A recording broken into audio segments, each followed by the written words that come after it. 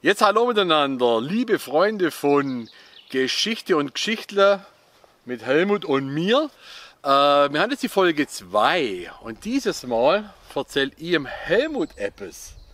Läuft's mal andersrum. Läuft's mal andersrum. Und zwar geht es ums Kodersloch in Benzingen. Das Kodersloch in Benzingen liegt im Tannental.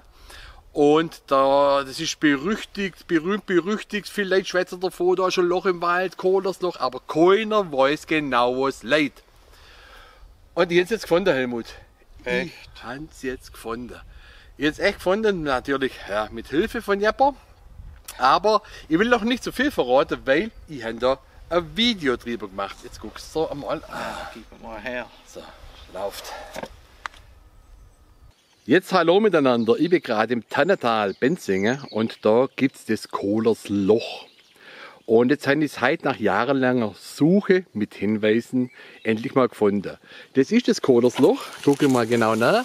Das Kodersloch soll laut Angabe meiner Quellen, das sind die heimatkundliche Blätter Balingen, hier haben wir das da hier, ja, heimatkundliche Blätter Balingen, soll das 25 Meter tief sein. Diese Tiefe entspricht ungefähr der Höhe des Benzinger Wasserturms.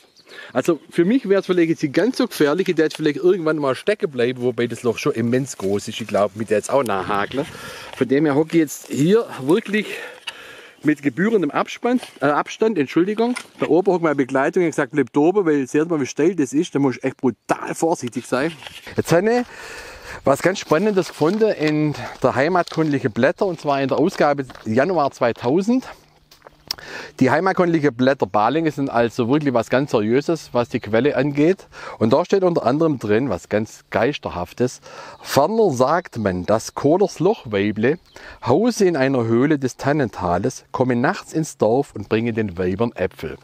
So, liebes Koderslochweible, ich bin zwar ein Mann, ich rutsch ab, ich rutsch ab, ich rutsch ab. Oh, die Hose, ich glaube jetzt auch hey. Super. Super. Die Hose hat mir knapp verrissen.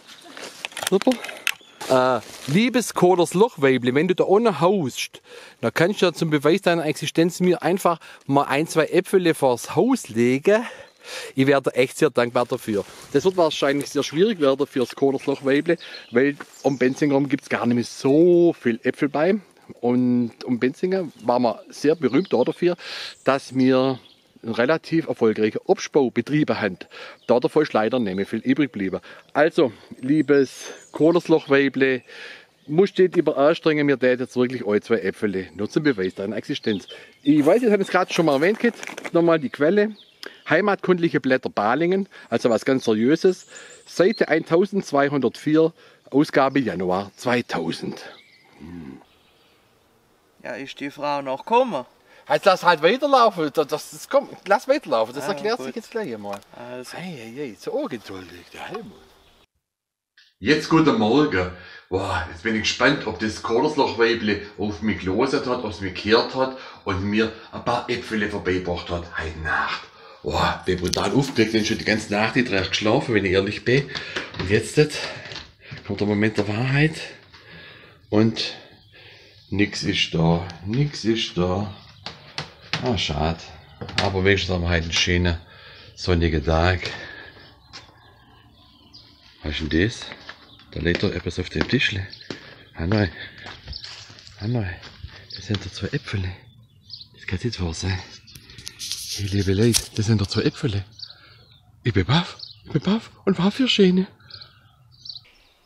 Herr Bruder, wie sind denn die Äpfel da nachgekommen? Das ist schon seltsam, gell?